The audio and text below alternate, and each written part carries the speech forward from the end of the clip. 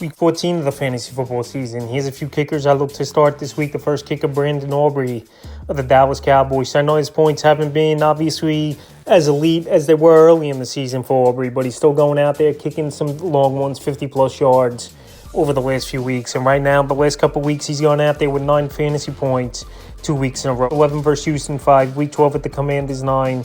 And Week 13 versus the Giants, 9. So this week with Cincinnati coming to town in Dallas on Monday Night Football, I believe this could be a high-scoring game where there's going to be opportunities there for Brandon Aubrey. And if this Dallas Cowboy team wants to remain in this ball game, they got to put points on the board, even if it means trotting out Aubrey for a 55, 60-yarder in this one. Because Cincinnati, I know they can't play defense, but they obviously could put a lot of points on the board in a hurry with guys like Jamar Chase, T. Higgins, and Chase Brown in the backfield. So this week, Monday night, another home game for Aubrey.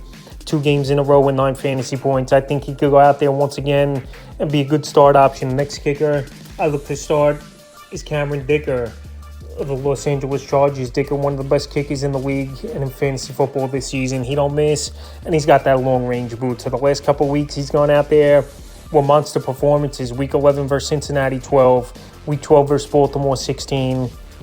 And Week 13 at the Falcons, 12 fantasy points. So this week in a matchup, Sunday Night Football at the Kansas City Chiefs. I think Cameron Dicker could go out there once again, put points on the board. Obviously, we know this Los Angeles Charger team needs to put points on the board in this game if they want to compete and win. I know the points haven't been as high as other seasons for this Chief offense, but they always find a way to pull these ball games out at the end, especially this season. So I think the more points they could get on the board early and often, even if it's through Cameron Dicker, could go a big way and then pulling off the upset in this ball game. So like I said, 50-plus, he's been accurate all season.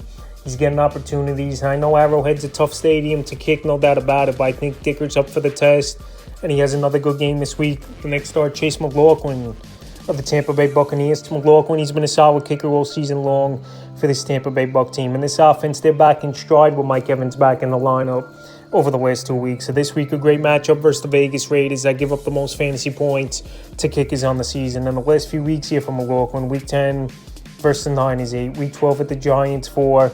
And Week 13 at the Panthers, including a game-tying field goal and a game-winning field goal in overtime, 16 fantasy points. So there's some weeks he has those nice double-digit ball games, is Chase McLaughlin. And this week definitely could be another high-scoring game for him where the Vegas Raiders, like I said, can't stop anyone.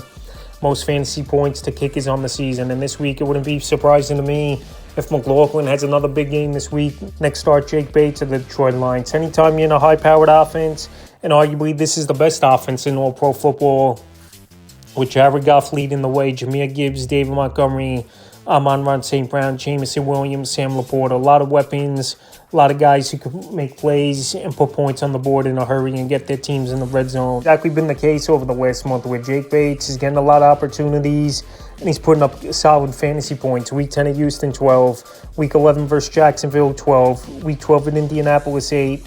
And Week 13 versus the Bears, 11 fantasy points. So this week in a potential high-scoring division matchup on Thursday Night Football, where usually these ball games are high-scoring to begin with, I think Jake Bates could go out there. I think double-digit fantasy points is definitely a possibility. Anytime you play games indoors, it's going to make everything easier for the kicker. You don't have to deal with the outside elements, and pretty much where you kick it is where the ball is going to go without any tricky wind or anything like that. So this week, I think Jake Bates versus the Packers coming to town, where points will be put up, is definitely a good start this week. And the fifth and final kicker I have as a start is Evan McPherson, Cincinnati Bengals. Evan McPherson, it hasn't been a great year for him. He's missed a lot of field goals at times, and even 50-plus yards, he hasn't been automatic as well. But when you're on a high-powered offense, like I said, with Bates, like McPherson is with the Cincinnati Bengal team, points are going to be put on the board. This week, an indoor ball game at the Cowboys, which is always a plus. And the Cowboys give up the 7th most fantasy points to kickers on the season. So Dallas, they haven't stopped anyone all season long. I believe Cincinnati, once again, will get 30-plus points in this ball game. And Evan McPherson, his opportunities will be there. And kicking indoors is always a plus as well. So that's a few kickers I would start for Week 14 of the fantasy football season.